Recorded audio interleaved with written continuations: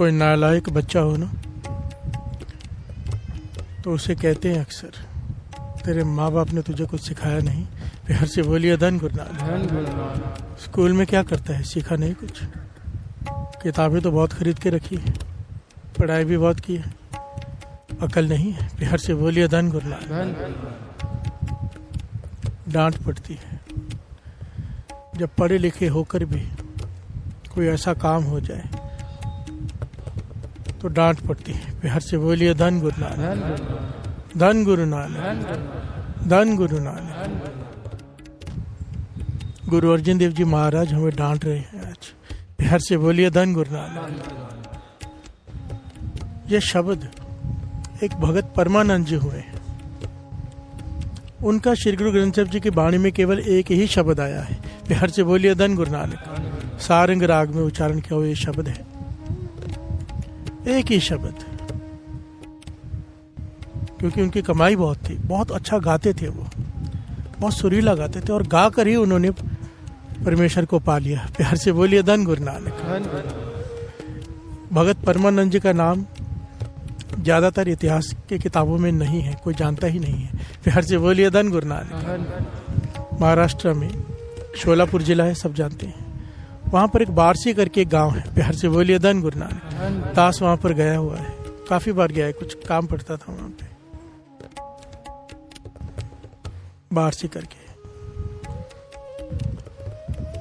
वहाँ के हैं ये भगत परमानंद जी। प्यार से बोलिए धन गुरु नानक। बारसी गांव पता है साथ संगत जी, आप लोगों को पता नहीं है शायद, पर थोड़ा सा बता दे डिटेल। भगत नामदेव जी के गुरु हुए हैं विशोबा खेचा जी। प्यार से बोलिए धन गुरु नानक। उनका स्थान है वहां पर। भगत नामदेव जी भी उनके पास वहां जाते थे, बारसी में। प्यार से बोलिए धन गुरु नानक। एक गांव है और ज्यादातर जंगली है। वहीं पर दास ने एक महापुरुषों के दर्शन किए थे। मेरी नज़र में तो वो महापुरुष थे, क्योंकि जो अनुभव आया वहाँ पर, एक गांव में एक छोटा सा मंदिर होता है ना, जैसे जिसकी तरफ कोई देखता नहीं, एक मंदिर है जो लोग बना के भूल जाती हैं। प्यार से बोलिए धन गुरु नानक। एक मंदिर ऐसा होता है जहाँ पर भीड़ लगी रहती है, एक गाँव में बना दिया पर कोई संभाल नहीं। वहाँ पर अंदर विष्णु भगवान की मूर्ति की स्थापना है। बाहर एक लंगोट पहने हुए एक साधु, क्योंकि दास को वहां जाने का महापुरुषों की तरफ से हुक्म हुआ था, कुछ दिन वहां रहना पड़ा था। प्यार से बोलिए धन गुरु नानक।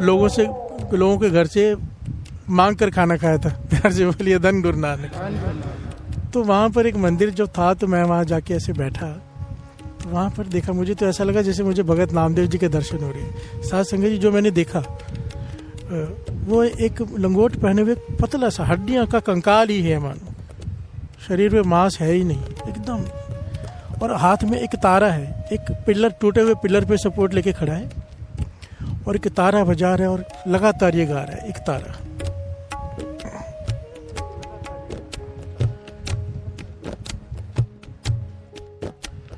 बीठल बीठल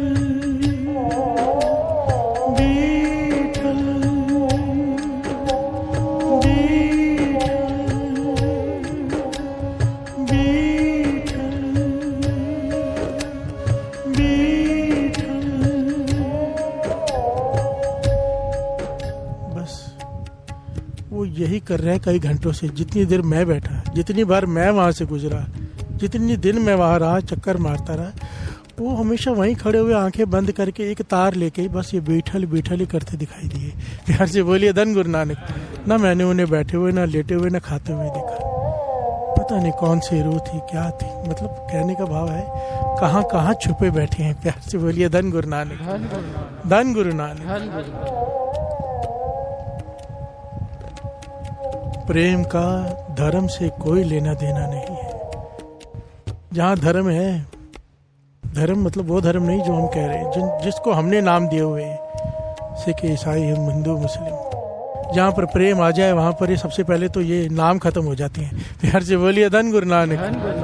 धन गुरु नानक। हम झगड़ते हैं इसे लेकर, जिन्हें पाना है झगड़ा करते ही वो है जो जपते नहीं। प्यार से बोलिए धन गुरु नानक। जो जपते हैं उनके पास समय नहीं झगड़ा करने का। प्यार से बोलिए धन गुरु नानक, धन गुरु नानक। प्यार से बोलिए संकट जी, धन गुरु नानक, धन गुरु नानक, धन गुरु नानक। आज हम राजा अकबर के बारे में एक छोटी सी घटना के ऊपर बात करने वाले हैं संकट जी। उच्च वर्ग के ब्राह्मणों और खत्रियों को गुरु अमरदास की आम रसोई पसंद बिल्कुल नहीं थी। वे हुक या बदमाश द्वारा उस रसोई को बंद करवाना चाहते थे, लेकिन जो गुरु की रसोई है उसे कोई भी कभी भी बंद नहीं कर सकता। आज भी गुरु की रसोई चलती आ रही है और लाखों करोड़ों लोगों का पेट उसी गुरु की रसोई से भरता है। आगे सुनते हैं। वे दूसरी जातियों को नीची जातियां अछूत बता रहे थे। वे अपनी छाया से भी नफरत करते थे। इसलिए उन्होंने गोइंदवाल से गुरु को उखाड़ फेंकने के लिए गोइंदा मारवाह के बेटे के साथ एक साजिश रची। उन्होंने लाहौर के गवर्नर से शिकायत की कि गुरु ने बलपूर्वक उनकी जमीन हड़प ली है। राज्यपाल ने खुद गोइंदवाल जाकर सही तथ्यों के बारे में जानकारी भी ली, लेकिन जब उन्होंने गोइंदवाल के निवासियों से पूछा तो उन्होंने बताया कि शहर का निर्माण गुरु द्वारा ही किया गया था।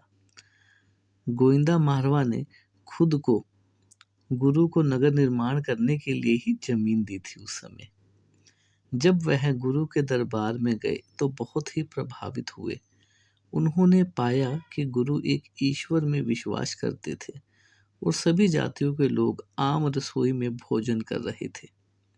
उन्होंने अपील खारिज कर दी और मारवाह को उनके झूठे बयान के लिए फटकार भी लगाई।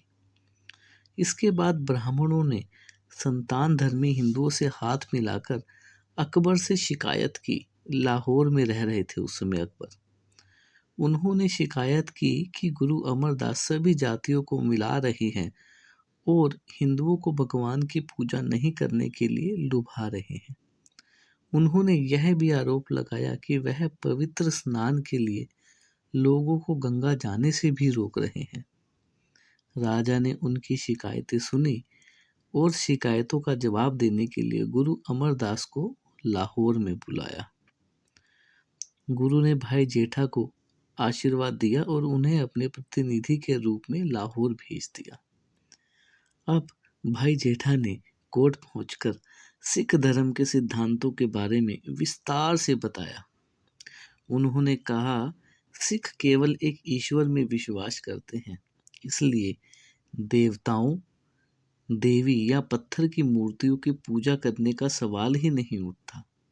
ब्राह्मण अपने फायदे के लिए जातियों के साथ भेदभाव कर रहे हैं, ऐसा उन्होंने बताया। भाई जेठा की तीखी दलीलें सुनकर राजा अकबर बहुत ही प्रसन्न हुए। उन्होंने ब्राह्मणों को कड़ी फटकार लगाई। उस समय भाई जेठा का जवाब सुनकर राजा अकबर ने उनसे कहा कि वह गुरु से मिलना चाहते हैं। प्यार से बोलिए संगत जी, धन गुरु नानक, धन गुरु नानक, धन गुरु नानक। सिखों की वाणी एक ऐसी वाणी है कि जो भी उनकी बातें सुनता है, हर कोई गुरुओं से मिलने का इच्छुक हो जाता है। भाई जेठा ने राजा अकबर को गोइंदवाल आने का निमंत्रण दिया। उन्होंने यह भी आश्वासन दिया कि वह जब चाहे आ सकते हैं, क्योंकि आम रसोई जो है वो सभी के लिए खुली मिलेगी।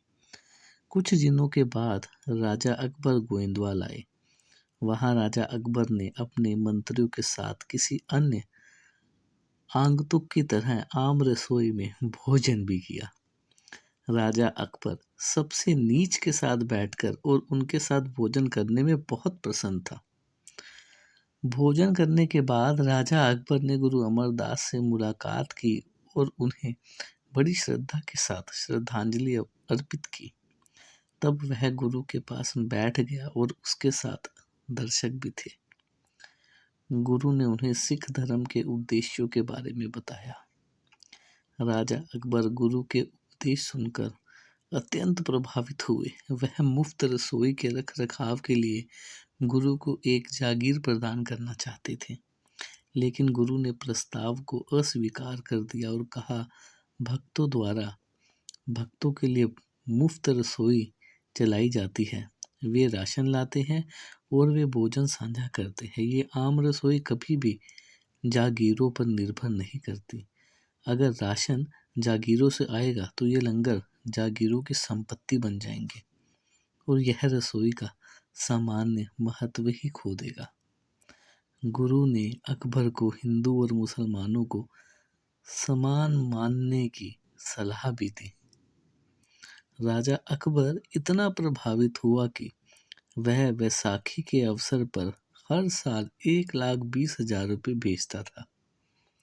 बहुत बड़ी बात है ये कि एक राजा अकबर जो सिखों के खिलाफ, मतलब मुसलमानों और सिखों के बीच में काफ़ी जंगें जो चली, फिर भी वही राजा अकबर जो था उसने पैसे भेजने भी शुरू करिए, क्योंकि वह उस पैसे को प्रसाद के रूप में प्रस्तुत कर रहा था। इसलिए गुरु को इसे हर समय स्वीकार ही करना पड़ता था। प्यार से बोलिए संगत जी, धन गुरु नानक, धन गुरु नानक, धन गुरु नानक।